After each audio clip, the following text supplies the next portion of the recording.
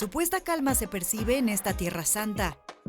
Ciudades, carreteras, recintos religiosos, centros de trabajo, playas. Es la vida cotidiana en Israel después de un frágil cese al fuego.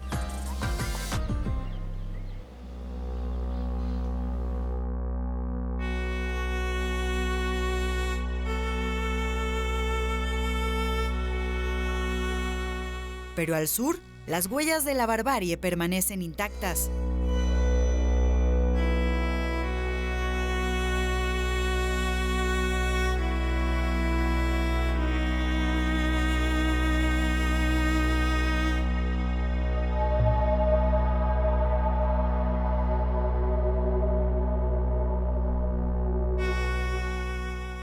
Son las casas del Kibutz Nir Oz, uno de los 4 puntos donde el grupo terrorista Hamás perpetró masacres el 7 de octubre del 2023.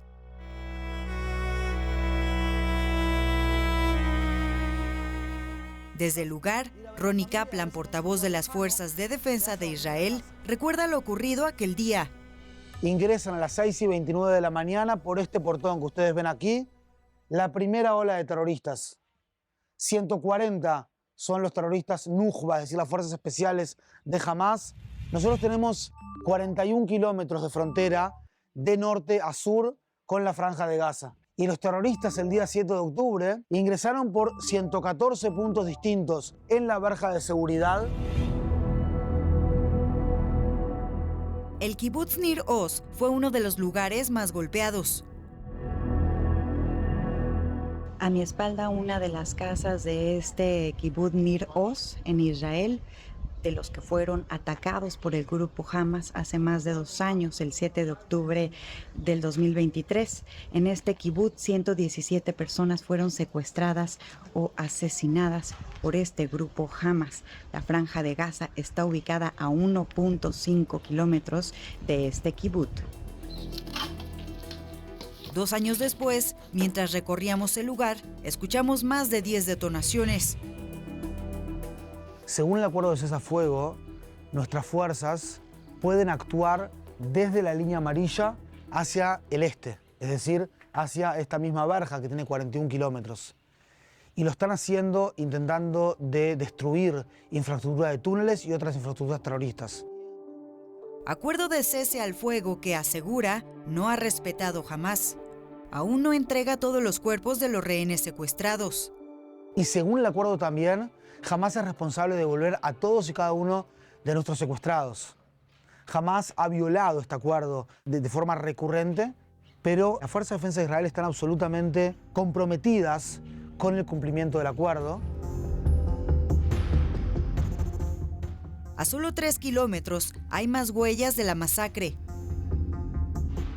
El Memorial Nova recuerda a las más de 380 personas asesinadas y 44 secuestradas durante un festival de música electrónica. Masal Masazo, de 35 años, sobrevivió al ataque terrorista. Relata cómo comenzó el caos. Aproximadamente a las 6:20, yo estaba en la zona de las tiendas de campaña. Yo estaba filmando un poco el lugar y yo fui a buscar mis gafas de sol porque salió el sol y volví. De repente vi que había parado la música y de repente vi toda serie de ataques y dije, Dios mío, hay cohetes. Había que desalojar a miles de inmediato. Con el tiempo empezaron a venir a nosotros el personal de seguridad rápido, se tienen que marchar. Y yo miré alrededor e imaginen el caos. Estábamos aquí, 3.500 personas. Los disparos se acercaban a nosotros y también vimos que crecía la cantidad de población y por lo tanto el policía nos dijo que volviéramos hacia atrás, estaban disparando, las FDI, no entendí, pero nos dijeron, nos sentimos como que estuviéramos en medio de la guerra.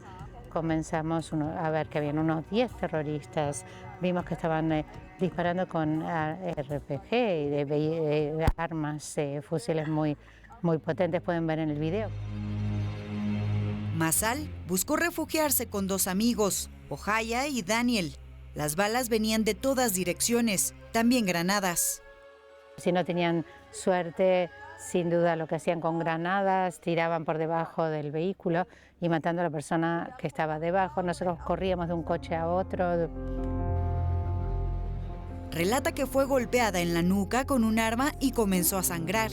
Vinieron los terroristas, me dijeron levántate y yo me negaba a creer que me estaban hablando a mí, ese terrorista.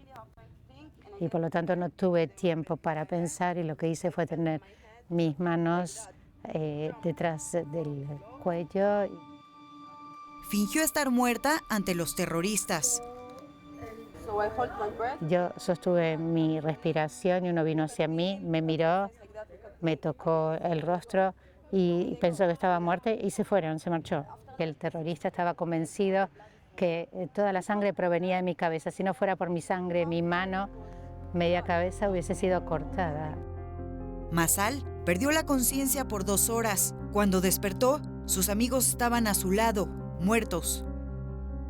La llamé Daniel, y no me respondía.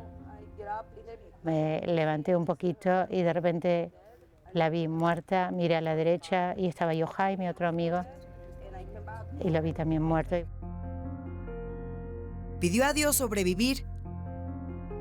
Los terroristas prendieron fuego a los árboles del lugar. Ella buscó resguardo en un auto.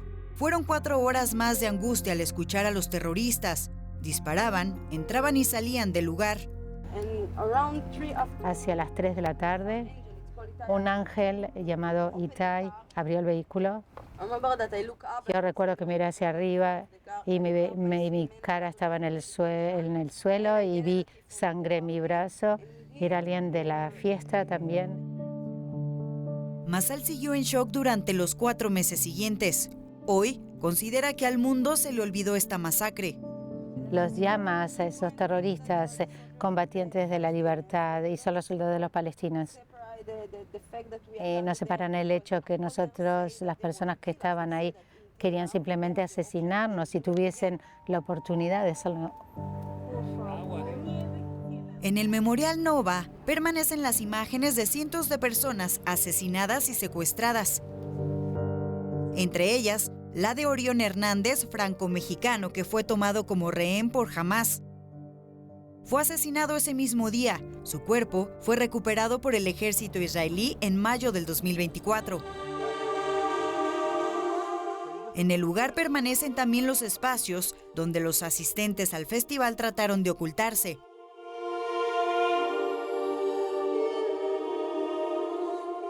La barra de bebidas, el contenedor de basura. Este es un refugio antimisiles. Estos refugios fueron ubicados mucho después de lo ocurrido el 7 de octubre del 2023. Las personas actualmente, si suena una alarma de ataque, tienen 15 segundos para poder resguardarse en este lugar.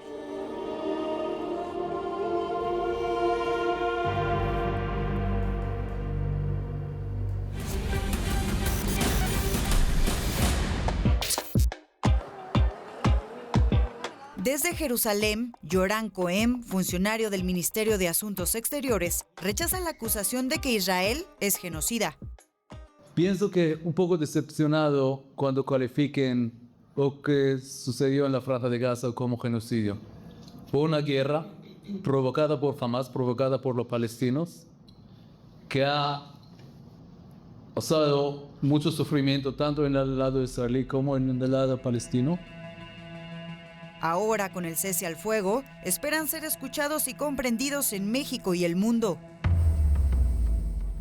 La opinión pública no tiene que apoyar o no apoyar a Israel, no tiene que apoyar o no apoyar a los palestinos, pero que sea más equilibrada, que el panorama sea más amplio, que el entendimiento sea con más matices. Así que para mí calificar otra vez la guerra contra Hamás en la Franja de Gaza como genocidio es perder los matices. Lamenta la postura del gobierno mexicano y las marchas en contra de Israel que ocurren con frecuencia en el país. México es un país súper importante para nosotros, muy importante. Las relaciones culturales, las relaciones comerciales, las relaciones entre los pueblos, las relaciones en desarrollo, agrícolas, son muy, muy fuertes. A mí me da mucha pena ver las manifestaciones de las calles de México que a veces ocurren aún enfrente de nuestra embajada. El gobierno israelí invita a la presidenta Claudia Sheinbaum a visitar el país y conocer el contexto personalmente. Va a ser un gusto conversar con la presidenta y mostrarle todos los datos. O sea, eso sería un placer, ¿verdad? Ojalá pueda venir acá también y ver las cosas con sus propios ojos. Reconoce que perdieron la guerra mediática. La guerra de la propaganda o la guerra cultural o como la quieran que llamar, la perdimos y feo. Hay una industria de mentiras dando vuelta en torno a Israel que una pequeña parte de la prensa, yo sé que no tiene nada que ver con ustedes, una pequeña parte de la prensa, no sé si es pequeña, y una parte de la academia son los principales que están divulgando estas mentiras. Y responde a la acusación de que Israel ha usado el hambre como arma de guerra contra el pueblo palestino. Les digo de forma sarcástica, ¿sí? Es el primer genocidio de la historia donde los genocidas les pasaron 2.2 millones de toneladas de comida a las víctimas. A la fecha, y de manera permanente, trabajan para exponer a la comunidad internacional el porqué de sus acciones. Va a ser un camino largo, pero al fin y al cabo la comunidad internacional va a terminar de, en mi humilde opinión, o sea, de ver por qué Israel hizo lo que hizo, qué fue lo que Israel hizo después de todas las investigaciones que salgan a la luz, etc. Y que Israel es un país que quiere ser parte de la comunidad internacional, que Israel hizo lo que hizo por sobre todas las cosas como punta de lanza del mundo libre.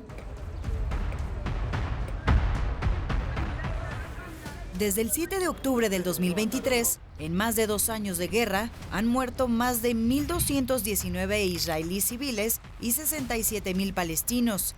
Entonces, ¿es Israel un estado genocida?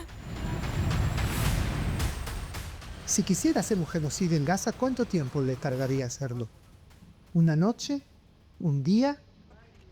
Israel podría matar cientos de miles de personas en pocas horas. Si quisiera hacerle.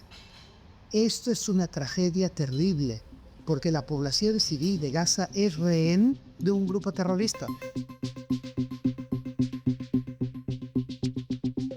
En calles de Jerusalén y Tel Aviv hay mensajes de agradecimiento al presidente de Estados Unidos, Donald Trump. Consideran que logró el plan de paz para Gaza 2025 dividido en 3 fases. Primera, alto al fuego, liberación de rehenes israelíes, vivos o muertos, y liberación de palestinos presos por la guerra. Segunda fase, destrucción de armas ofensivas de Hamás, como túneles e infraestructura militar. Y tercera, gobernanza y reconstrucción de la Franja de Gaza. Desde el llamado balcón del país o del Estado, se entiende el enlace territorial entre israelíes y palestinos. Ustedes pueden ver una población palestina detrás de una población judía, y aquí vemos otra población judía y Dir Balut. Al fondo, atrás de la bruma provocada por la arena del desierto, está el mar Mediterráneo. Pero ustedes pueden ver edificios altos detrás de la ciudad de Tel Aviv. Detrás de nosotros se encuentra de Jordania y el Valle del Jordán. Estamos parados en el balcón del estado a 900 metros de altura sobre el nivel del mar. A mi espalda está ubicado Tel Aviv. Hacia el sur, a 90 kilómetros, está Franja de Gaza. Prácticamente noviembre del 2024, desde octubre del 23 hasta noviembre del 24, Hezbollah básicamente nos lanzó unos 17.500 cohetes, misiles, drones, células terroristas que intentaron ingresar a Israel.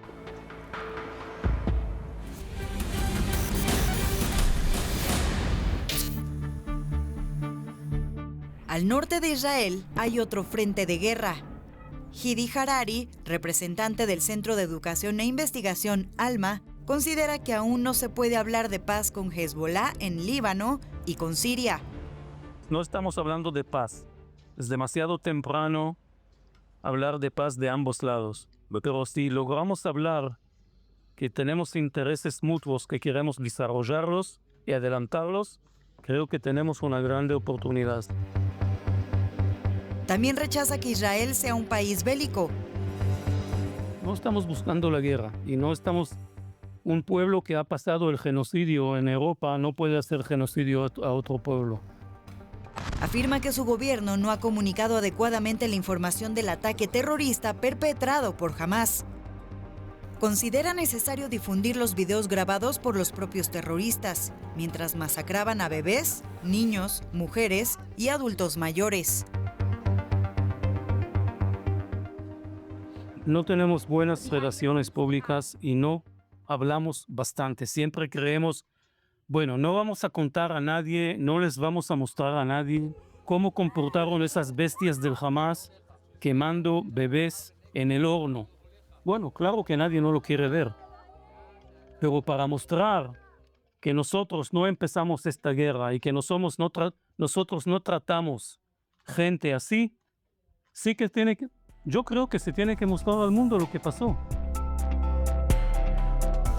Tiene esperanza de un acuerdo también en la frontera norte con el apoyo de Estados Unidos y Francia.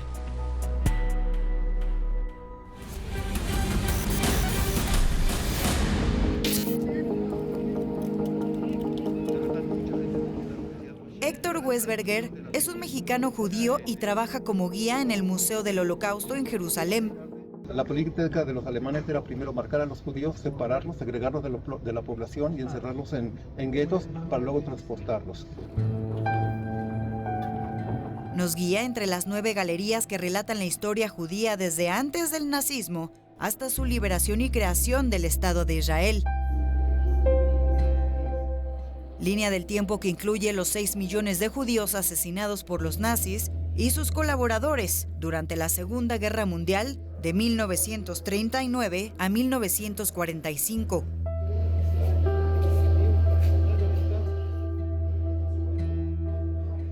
Héctor suspira entre cada dato e historia narrada.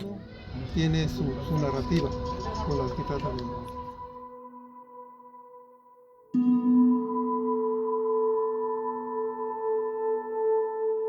También, después de entrar al memorial de los 1.5 millones de niños judíos asesinados, en una cueva oscura, miles de luces simbolizan sus almas mientras una voz dice sus nombres, edad y país de origen.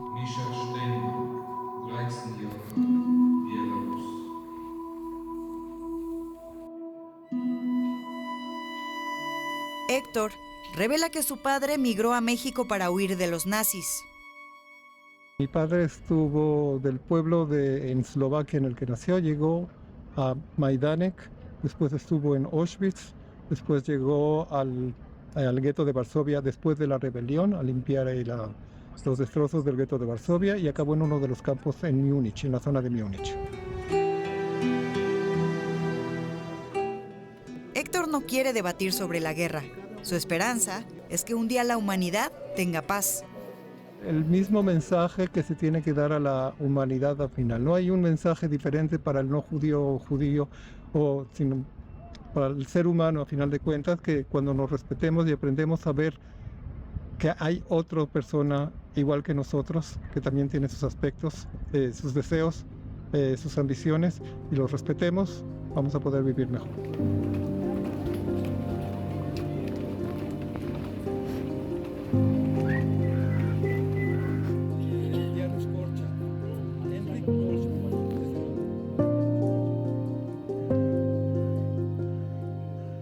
De acuerdo con el Ministerio de Asuntos Exteriores de Israel, después de las víctimas de este Museo de Historia del Holocausto, está el suceso del 7 de octubre del 2023.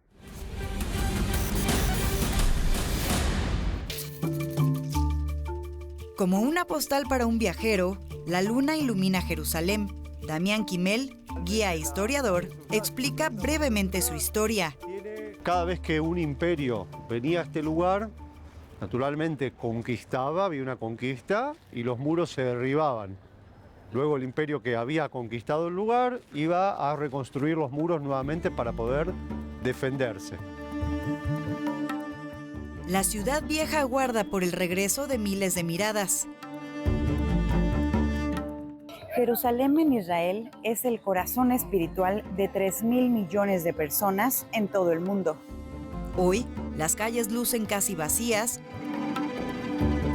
También los recintos religiosos más importantes, como la Iglesia del Santo Sepulcro, de interés para 6 fracciones del cristianismo: Iglesia Ortodoxa griega, la mayoría, Católica Romana, franciscanos, Ortodoxa Armenia y en menor grado copta, etíope y siria ortodoxas. En esta iglesia del Santo Sepulcro fue el lugar en donde Jesús fue sepultado y donde resucitó. Está ubicada aquí en Jerusalén, en Israel. Para ingresar al Santo Sepulcro bastaron 5 minutos. Antes, los visitantes tenían que hacer fila durante horas. Al exterior, un contenedor de bombas nos recuerda por qué el turismo se ha derrumbado. En este sitio religioso se encuentra justo a mi espalda. Este pareciera un neutralizador de bombas, esto es ante alguna amenaza y para evitar que la población se vea afectada. En este sitio, en este espacio, se mete la bomba, se cierra y evitan pues que la población, los turistas, el turismo religioso se vea afectado. Rosarios, cruces, agua bendita eran los más comprados por los miles de visitantes. En el camino rumbo al siguiente sitio histórico, Damián menciona que sigue bajo el turismo. ¿Sigue bajito el turismo?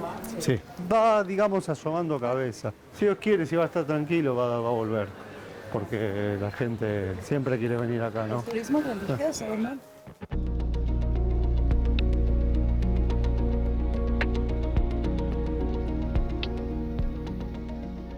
Miles de personas lo visitan cada año para orar, dejar peticiones escritas entre las piedras y participar en ceremonias religiosas.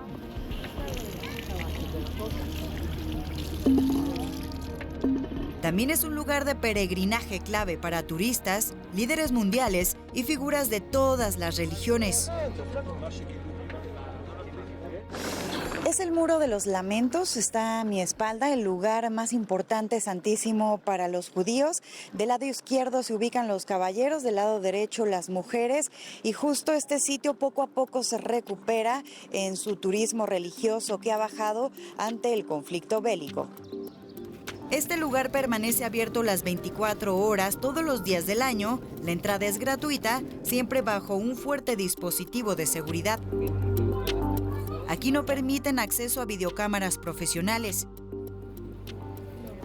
Y aunque el sector turístico está afectado, no es un pilar de la economía israelí, explica Esteban Clor, doctor en Economía Política de la Universidad Hebrea de Jerusalén.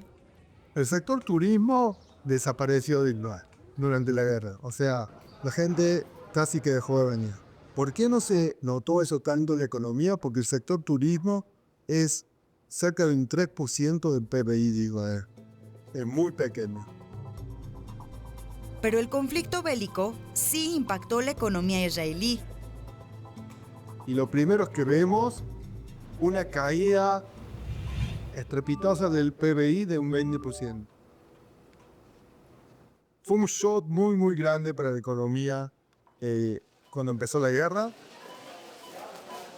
O sea, la guerra hace que hayamos retrocedido 3 años en nuestro nivel de vida y si vemos con el crecimiento que teníamos antes, puede ser que inclusive más. Y eso no lo recuperamos. Y el problema es que la guerra todavía no la pagamos. No la pagamos. Cada vez más son los que se van, principalmente población productiva, el motor laboral de la nación.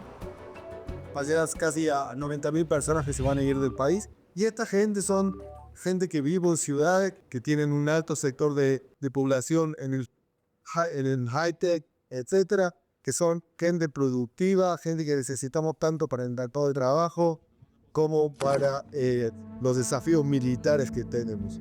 Entonces, Esto nos tiene muy preocupados. A este panorama se suma la latente deuda y gasto por la guerra. Actualmente, representa un 9% del PIB. Gastos exorbitantes pero necesarios, como la actualización del sistema antimisiles de Israel, el famoso domo de hierro que mostró fragilidad en la guerra de los 12 días con Irán en junio del 2025. O sea que estamos 80.000 millones de shekel por debajo de lo que deberíamos estar económicamente. Y esa brecha se mantiene. Y se ha agrandado inclusive después de la guerra con Irán. En esta última guerra, misiles iraníes lograron impactar edificios habitacionales en Tel Aviv.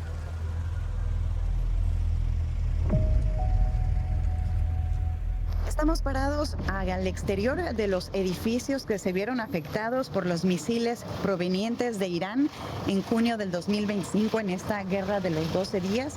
Son alrededor de 6 edificios que se vieron afectados. Aquí lamentablemente 30 personas perdieron la vida. Se mantiene este blindaje de este metal alrededor de los edificios, ventanas rotas, balcones destruidos.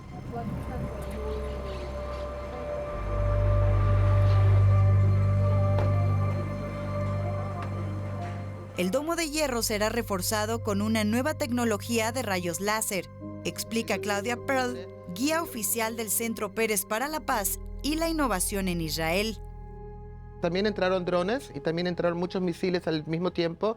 La tecnología israelí es excelente, pero en este caso fue algo que no se pudo seguir precisamente porque han entrado tantos juntos que no dimos abasto. No es solamente que reforzamos, sino que se ha creado una tecnología aún mejor y más eficiente que esta tecnología, que hace 2 semanas se ha lanzado una tecnología igual, pero que funciona a láser, a rayos láser. O sea que la producción es muy cara, pero luego, a lo largo del tiempo, cuando se va a usar, los gastos bajan, que hoy en día cubre, podemos decir, es seguro casi un 100% y trabaja a rayos láser, que es una tecnología diferente a esta tecnología.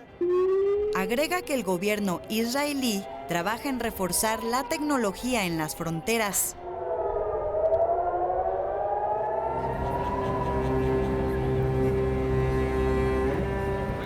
Ahí mismo en Tel Aviv, recuerdan esa fecha en lugares específicos como la Plaza de los Rehenes. Originalmente era la plaza del Museo de Arte de Tel Aviv. Las familias de los secuestrados por Hamás establecieron un campamento ahí hace más de 2 años, dada su proximidad a la sede de las Fuerzas de Defensa de Israel. A la fecha, es un espacio de protesta para exigir la liberación de los rehenes. Es la Plaza de los Secuestrados aquí en Tel Aviv, Israel, y a mi espalda se encuentra una representación de los túneles que están en Franja de Gaza, construcción del grupo Hamas, que están justamente tratando de representar los lugares en donde están los secuestrados, 251 personas secuestradas en Franja de Gaza. Al momento aún restan 7 personas por ser liberadas. Todo esto pues gracias al acuerdo impulsado por Estados Unidos, el acuerdo de cese al fuego.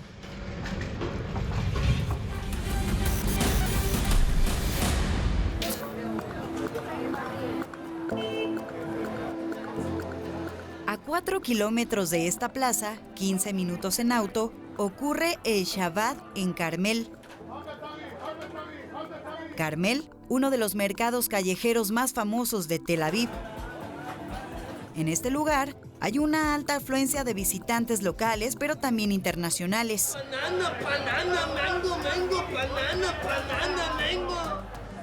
Es un espacio al aire libre con puestos de frutas y verduras locales. También gran variedad de especias. ¿Tiene agua?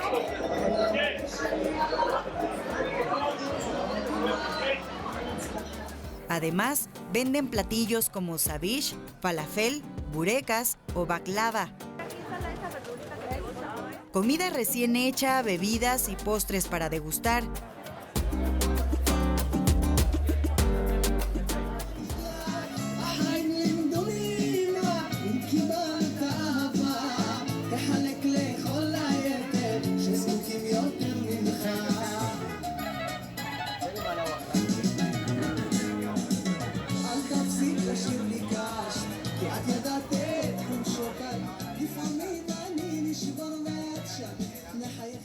En Israel, la vida debe continuar bajo un cese al fuego.